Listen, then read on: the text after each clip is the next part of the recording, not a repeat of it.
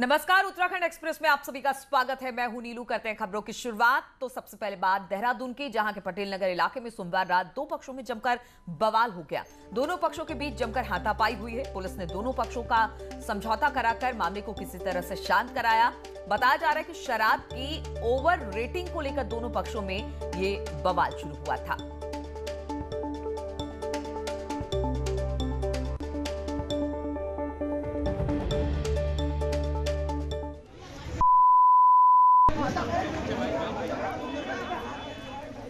और अल्मोड़ा के सल्ट में एक कार जो है वो खाई में जा गिरी। हादसे में 3 लोगों की मौत बताई जा रही है। वहीं एक घायल है जिसे अस्पताल में भर्ती करा दिया गया है। पैसिया के पास नौकुचिया रणथमल पर यह हादसा हुआ है। बताया जा रहा है कि कार सवार रणथमल से मौलिकहाल की ओर जा रहे थे, तभी ये हादसा हो गया। कौन सी गाड़ी?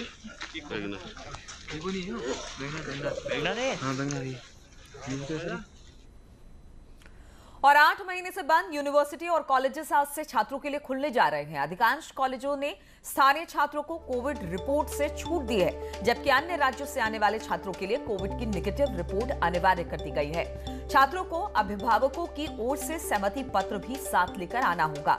अधिकतर कॉलेजेस छात्रों को 30-30 या फिर 50-50 के बैच में बुला रहे हैं। शुरुआत में प्रैक्टिकल सब्जेक्ट वाले छात्रों को ही कॉलेज में प्रवेश की अनुमति दी जाएगी।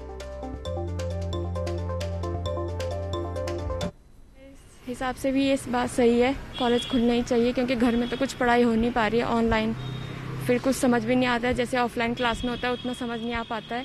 इसलिए सर इसलिए कॉलेज तो खुलना सही रहेगा, बस पूरे प्रिकॉशंस होने चाहिए, उसके बाद सही है। सर मुझे तो बहुत अच्छा लग रहा है और ये खुलने भी चाहिए, क्योंकि मैंने देखा है और मैंने खुद अपने आप भी ये महसूस किया, क्योंकि मैं अभी लॉकडाउन हो गया था तो घर गया हुआ था। ऑनलाइन में मुझे कुछ समझ में नहीं आया कैसा क्या होगा। पहली बार मैंने इस बार पेपर वो असाइनमेंट जमा हुए हैं, तो एक तो मेरा असाइनमेंट गलत हो गया है। इसी वजह से मैं तो यही कहूँगा कि कॉलेज खुलना चाहिए और लोगों को परेशानी बहुत आ रही है। वैसे तो खुलना ही चाहिए, क्योंकि अब बहुत टाइम हो चुका है, बंद हुए हैं वैसे ना, तो फिर अब ऑनलाइन पढ़ाई भी कहाँ तक रहे, क्योंकि 8-9 महीने हो चुके हैं। अब तो खुलना ही चाहिए। वैसे कोचिंग वगैरह भी खुल गई हैं, ऑलमोस्ट स्कूल भी खुल ही चुके हैं, तो फिर खुलना ही चाहिए मेरे हिसाब से। वहीं कॉलेज प्रशासन का कहना है कि शासन की गाइडलाइन पूरी तरह से फॉलो हो रही है। ये प्रयास हमारा रहेगा। एमकेबी कॉलेज के प्रिंसिपल के मुताबिक अभी प्रैक्टिकल सब्जेक्ट की क्लास चलेगी, जबकि नॉन प्रैक्टिकल सब्जेक्ट की क्लास ऑनलाइन ही चलेगी। सब्जेक्ट्स की क्लासेस हम कल से शुरू करवा रहे हैं और नॉन प्रैक्टिकल ऑनलाइन ही चलेगा। और प्रैक्टिकल सब्जेक्ट्स में हम अभी ग्रुप बनाएंगे बच्चों के, मैक्सिमम 15-20 लड़की से ज़्यादा हम एक टाइम में नहीं बुलाएंगे। हमारा जैसे 80 बच्चों का लेक्चर थिएटर है या 40 बच्चों का रूम है, तो उसमें 15 बच्चे 12 बच्चे मतलब 2 गज की दूरी जो हमें सरकार ने कह रखा उसको वी हैव टू फॉलो। और बच्चों से एनओसी लेना उनके गार्जियन से। जो बच्चे बाहर से आएंगे उनका कोविड टेस्ट की रिपोर्ट लेनी है, ये तो मस्ट है, बहुत ज़रूरी। और देहरादून में सोमवार को कैबिनेट की बैठक हुई। कैबिनेट में 4 प्रस्ताव पर मुहर लगी। पीजी करने वाले डॉक्टरों को लेकर अब बैंक गारंटी नहीं ली जाएगी। आपको बता दें कि पहले 1 करोड़ रुपए बैंक गारंटी ली जाती थी, लेकिन पिछले हफ्ते कैबिनेट मीटिंग में से 50 लाख रुपए कर दिया गया। अब वही बैंक गारंटी को खत्म कर दिया गया है। हालांकि अब भी बॉन्ड भरना पड़ेगा। वहीं नर्सों की नियुक्ति अब चिकित्सा सेवा बोर्ड की बजाय प्राविधिक शिक्षा परिषद करेगा। ये प्रावधान केवल 1 साल के लिए लागू होगा। वहीं सूत्रों के हवाले से खबर है कि कैबिनेट में करीब 4096 करोड़ के अनुपूरक बजट को मंजूरी मिली है, जिसका प्रस्ताव शीतकालीन सत्र में किया जाएगा।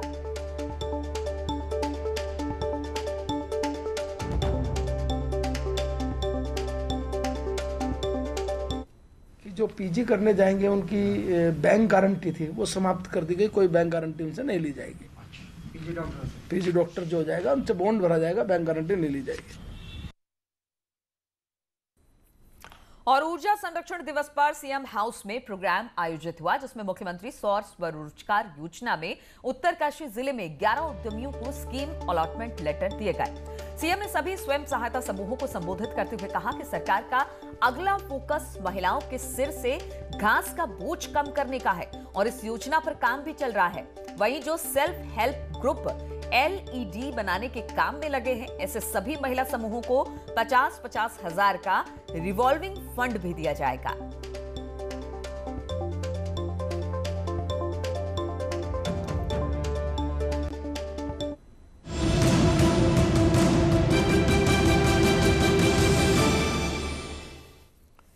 और मुख्यमंत्री त्रिवेंद्र सिंह रावत दिसंबर के आखिरी हफ्ते में 3 जिलों का दौरा करेंगे और राष्ट्रीय अध्यक्ष के दौरे के बाद उत्साहित कार्यकर्ताओं में और जोश भरेंगे।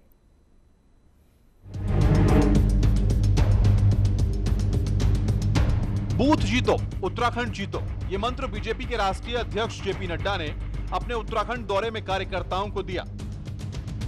जेपी नड्डा कार्यकर्ताओं में जोश भरकर गए कि उनकी मेहनत ही 2022 में जीत दिलाएगी। कार्यकर्ताओं में इसी उत्साह को बनाए रखने के लिए खुद सीएम जिलों और विधानसभा क्षेत्रों में जाएंगे, जहां जनता से भी बातचीत करेंगे और कार्यकर्ताओं से भी। नड्डा जी यहां पर आए, उन्होंने 4 दिन उत्तराखंड को दिए, तो उसका एक बहुत व्यापक असर पार्टी कार्यकर्ताओं में है, आम पब्लिक में है। और जिस तरह से उन्होंने कार्यकर्ताओं को उत्साहित किया है, प्रोत्साहित किया है, निश्चित रूप से जो आगे का मार्ग है हमारा, वो उससे प्रशस्त होगा। जिलों में योजनाओं की समीक्षा और रात्रि प्रवास का काम मुख्यमंत्री पहले ही शुरू कर चुके थे, लेकिन बाकी बचे जिलों का दौरा दिसंबर के आखिरी हफ्ते में होगा, जिनमें 28 दिसंबर को अल्मोड़ा, 29 दिसंबर को चमोली और 30 दिसंबर को रुद्रप्रयाग का दौरा होना है। 28 दिसंबर को मैं इसकी शुरुआत करूंगा। और अभी क्योंकि मैं पिछले महीने मैं जिलों में गया, वहां पर मैंने रात्रि प्रवास किया, तो मेरे 3 जिले अभी रह गए हैं जहां पर मेरा प्रवास नहीं हो पाया, रात्रि प्रवास नहीं हो पाया। गया तो हूं लेकिन रात्रि प्रवास नहीं हो पाया, तो उसकी शुरुआत मैं अल्मोड़ा से करूंगा। और पहले फेज में अल्मोड़ा, चमोली और रुद्रप्रयाग, इन 3 जनपदों में मैं जाऊंगा। साफ है, राष्ट्रीय अध्यक्ष के आदेश और निर्देश को मुख्यमंत्री अपने दौरों में आगे बढ़ाएंगे और अपनी सरकार की बड़ी योजनाओं और उपलब्धियों को जनता तक पहुंचाएंगे। दीपांकर भट्ट, न्यूज़ 18, देहरादून।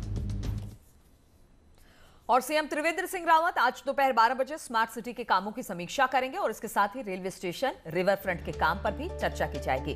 वहीं शाम 4 बजे पलायन आयोग की चौथी बैठक सचिवालय में होगी, जिसकी अध्यक्षता सीएम त्रिवेंद्र करने वाले हैं।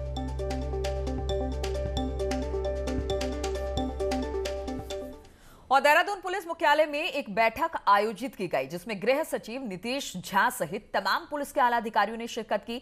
बैठक में कई मुद्दों पर चर्चा हुई। डीजीपी ने बताया कि स्मार्ट पुलिस के लिए 9 कमेटी बनाई गई है। साथ ही डायल 112 को 100 स्कॉर्पियो मिलेगी।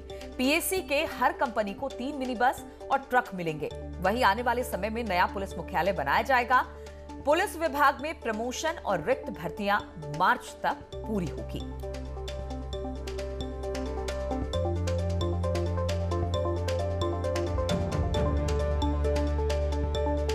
प्रॉपर उपयुक्त भवन बनाने पे सैद्धांतिक सहमति हुई है। इसमें माननीय मुख्यमंत्री जी से भी हम दोनों की बात हुई थी, वो भी अच्छे से सहमत हैं कि यूपी तो बहुत बड़ा है, आपको पता है उन्होंने कितना 816 करोड़ कितने का बनाया, पर हमें उतना नहीं जितना हमारी आवश्यकता है।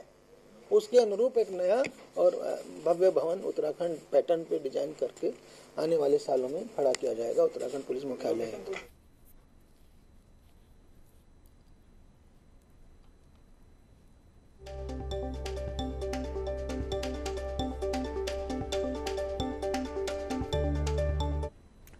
और प्रदेश में सोमवार को कोरोना के 577 नए मामले सामने आए। वहीं बीते 5 दिन की बात की जाए तो 3000 से ज्यादा कोरोना केसेस पूरे प्रदेश में देखने को मिले हैं। वहीं 24 घंटे में कोरोना से 6 लोगों की अब तक मौत हो गई है। उत्तराखंड में एक्टिव केसेस की बात की जाए तो 6100 के पार ये पहुंच गई है।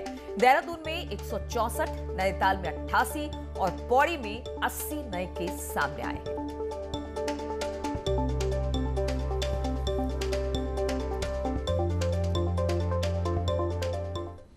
और जम्मू कश्मीर के नव निर्वाचित पंचायत प्रतिनिधियों के 40 सदस्यों का एक दल उत्तराखंड के 5 दिवसीय दौरे पर है, जो यहां के ग्राम पंचायतों में होने वाले विकास कार्यों की जानकारी ले रहे हैं। जम्मू कश्मीर के नव निर्वाचित सरपंच उत्तराखंड दौरे के पहले दिन डोईवाला ब्लॉक की ग्राम सभा भोगपुर में पंचायत प्रतिनिधियों से मिले और कई सारी जानकारियां भी ली। सारे प्रधान मिलकर काफ़ी सारी चीज़ें जो हैं सीखने को मिलेंगी। अभी जिस पंचायत में हम खड़े हैं यहाँ पे भी कहीं ना कहीं कुछ चीज़ें जो हैं, जैसे क्लस्टर की बात चल रही थी, उस तरीके से बड़ी ऐसी चीज़ें जो हैं हमें सीखने के लिए अभी मिल रही हैं। और उम्मीद रहेगी कि हम ऐसे मॉडल जो है अपनी पंचायती में वहाँ पर तैयार कर सकें, क्योंकि हमारा जो एरिया है आधे से ज़्यादा बॉर्डर बेल्ट का एरिया है, तो हमारी पूरी कोशिश रहेगी कि वहाँ पर भी कहीं ना कहीं ऐसे मॉडल वहाँ पर तैयार किए जाएँ। रुद्रप्रयाग के प्रभारी मंत्री धन सिंह रावत ने जिला योजना की समीक्षा बैठक ली है। धन सिंह रावत ने कहा कि समीक्षा के बाद रुद्रप्रयाग में लॉकडाउन के बाद राज्य सरकार की विभिन्न योजनाओं में करीब 16,000 बेरोजगारों को रोजगार से जोड़ा गया। इसमें कृषि, उद्यान, पशुपालन, डेयरी और सहकारिता ने करीब 4300 से ज्यादा लोगों को स्वरोजगार से जोड़ा। साथ ही मनरेगा योजना में 9300 लोगों को स्वरोजगार दिया गया। वहीं विधायक ने कुछ विभागों में तकनीकी कारणों से कम खर्च पर नाराजगी जताई। इंजीनियरिंग डिपार्टमेंट हैं जिनमें तकनीकी कारणों से, क्योंकि वहाँ पे निविदाएं होनी हैं, एग्रीमेंट होने हैं, उसकी वजह से व्यय कुछ कम रहा है। लेकिन हम उम्मीद कर सकते हैं कि आने वाली जो तिमाही है उसमें जो खर्चा है वो 100% होगा। और मुझे बड़ी खुशी है कि जो हमारे 5 विभाग हैं, एलाइड विभाग, कृषि विभाग है, उद्यान विभाग है, हमारा पशुपालन है, डेयरी है, कोऑपरेटिव है, इन विभागों ने अब तक लगभग 4300 से ज़्यादा लोगों को स्वरोजगार और रोजगार दिया है। मनरेगा में 9300 हमारे जो प्रवासी भाई आए हैं उनको भी मनरेगा के तहत जो है स्वरोजगार दिया गया है। और सितारगंज के अरविंद नगर में 2014 से 2019 में स्वच्छ भारत मिशन, स्वजल योजना और मनरेगा योजना में घोटाले पर हाईकोर्ट ने एसआईटी जांच के आदेश दिए हैं। कार्यवाहक चीफ जस्टिस कोर्ट ने एसआईटी को पूरे मामले की जांच कर रिपोर्ट कोर्ट में पेश करने का आदेश दिया। कोर्ट इस मामले पर अब मार्च के पहले हफ्ते में सुनवाई करेगी। आपको बता दें कि सितारगंज के निखिलेश ग्रामी ने जनहित याचिका दाखिल कर गड़बड़ी का आरोप लगाया था।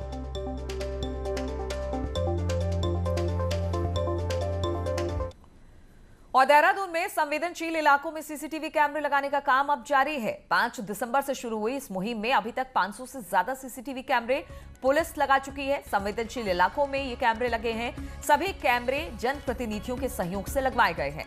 आपको बता दें कि देहरादून में अभी तक करीब 2700 सीसीटीवी कैमरे लगे हैं, जिसमें कुछ कैमरे बंद थे या फिर आउटडेटेड थे, लेकिन अब उन्हें रिपेयर किया जा रहा है, फिर बदला जा रहा है। वहीं अब तक देहरादून में 3200 सीसीटीवी कैमरे लगा दिए गए हैं।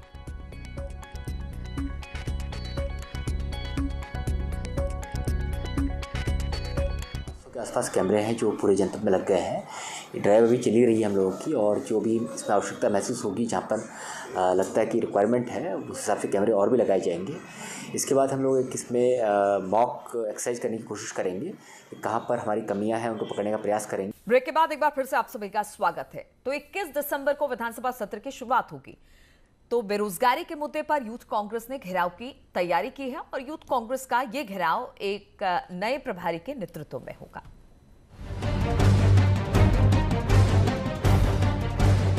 इक्कीस दिसंबर से 3 दिन के विधानसभा सत्र को लेकर तैयारियों का दौर जारी है। वहीं बेरोजगारी के मुद्दे पर यूथ कांग्रेस ने विधानसभा घेराव की तैयारी की है।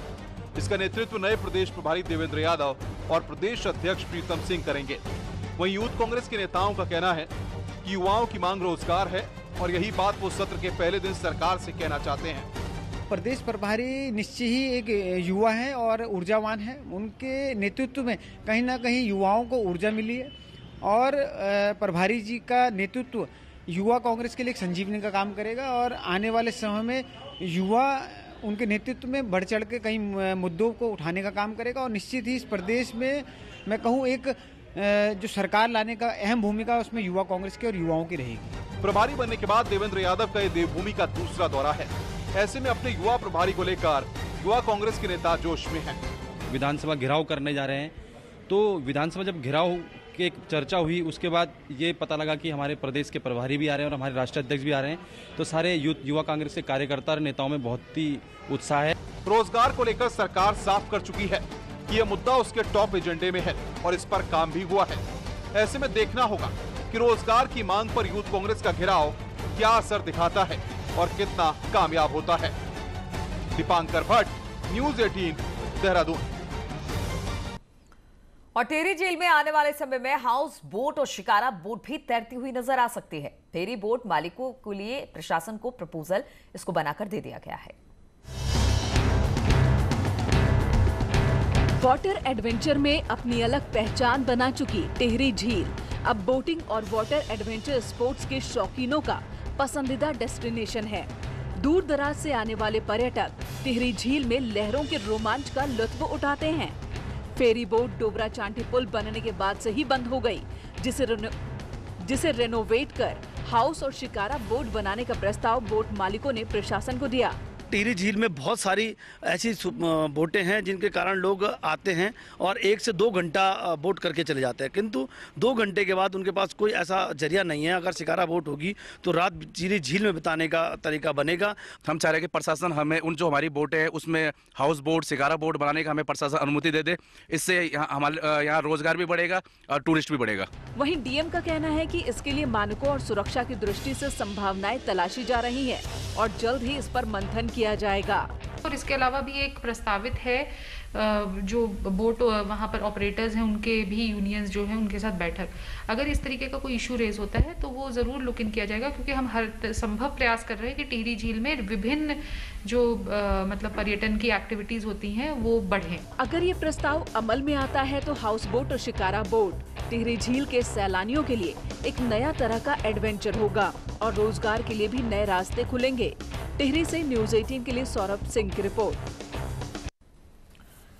और अल्मोड़ा के जीबी पंत हिमालय पर्यावरण संस्थान में एक हिमालय उत्थान को लेकर सेमिनार का आयोजन किया गया, जिसमें पर्यावरण मंत्रालय सहित अन्य संस्थानों के वैज्ञानिकों ने शिरकत की। वैज्ञानिकों ने कहा कि 35% हिमालय क्षेत्र बहुत ही महत्वपूर्ण है। वेबिनार के बाद मंत्रालय हिमालयी राज्य के लिए अलग से नीति बनाएगा।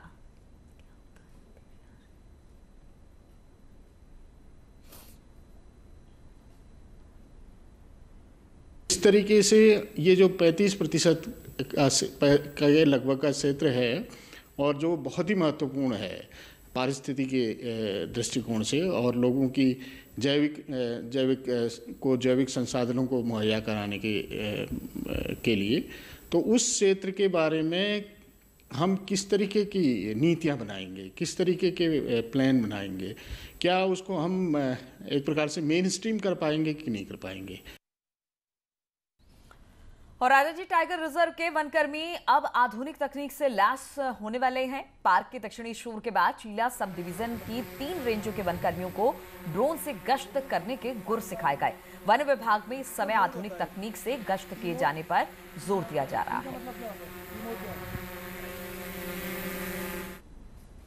तो इन तमाम खबरों के साथ इस बुलेटिन में फिलहाल इतना ही। रुकेंगे छोटे से ब्रेक के लिए, लेकिन ब्रेक के बाद भी लगातार खबरों का सिलसिला जारी।